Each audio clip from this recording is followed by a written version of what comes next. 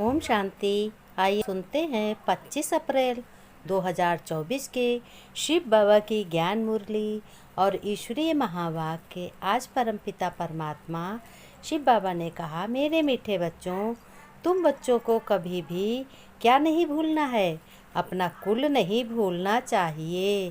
बाबा ने कहा, तुम्हारा कौन सा कुल है? ईश्वरीय कुल, ब्राह्मण कुल। तुम वह पुरुषोत्तम संगमयुगी ब्राह्मण हो जिन्हें स्वयं बाप आकर मनुष्य उत्तम देवता बनाने के लिए पढ़ा रहे हैं। यह सदैव याद रहे तो बहुत खुशी रहेगी।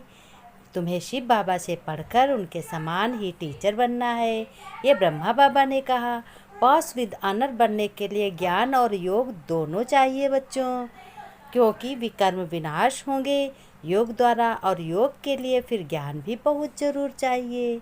बाबा ने कहा कि जो बच्चे यहाँ अपना सब कुछ सफल करते हैं उनको में कई गुना होकर मिलता है, फल मिलता है, सुख मिलता है। तुम 21 जन्मों के लिए बच्चों पद्मा पति बन जाते हो। अभी तुम बच्चों के लिए पवित्रता के सागर बाप का एक फरमान है, बच्चे यह काम महाशत्रु है, इस विकार को जीतो तभी तुम जगत जीत बनोगे। फिर बाबा ने कहा, मेरे इस फरमान पर जो बच्चे चलने वाले फिर भविष्य पवित्र गृहस्थ आश्रम अर्थात राम राज्य में चले जाएंगे। उनके घर में राम राज्य होगी। बीती को कभी चितवो नहीं, बीती को अगर चितवोगे तो दुखी होगा। किसी भी बात में कभी संशय नहीं उठाना चाहिए।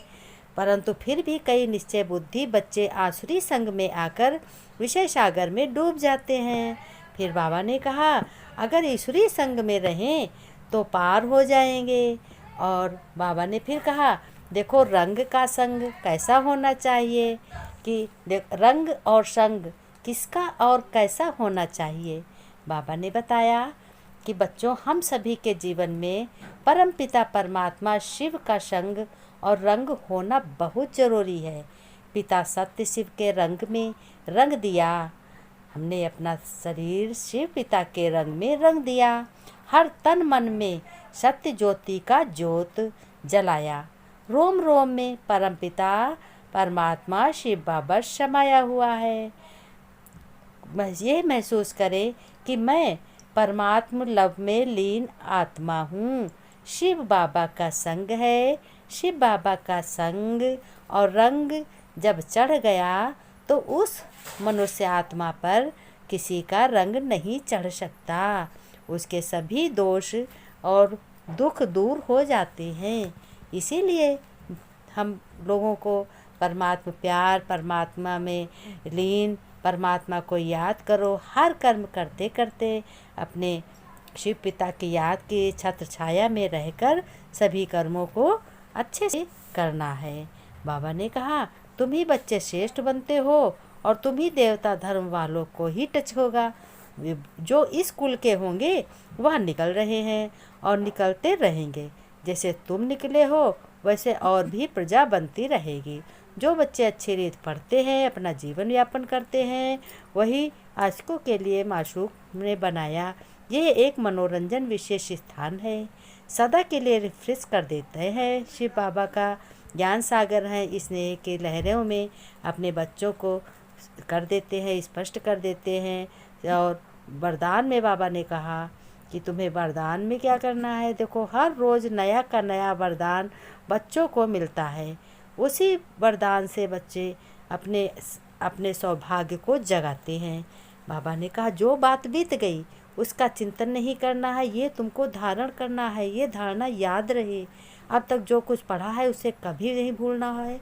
पूरा निश्चय बुद्धि होकर रहना है कि हम परमपिता परमात्मा शिव बाबा के बच्चे हैं, आत्मा हैं। वो परम पिता हमारा है। ईश्वरी संग और पढ़ाई कभी भी नहीं छोड़ना है।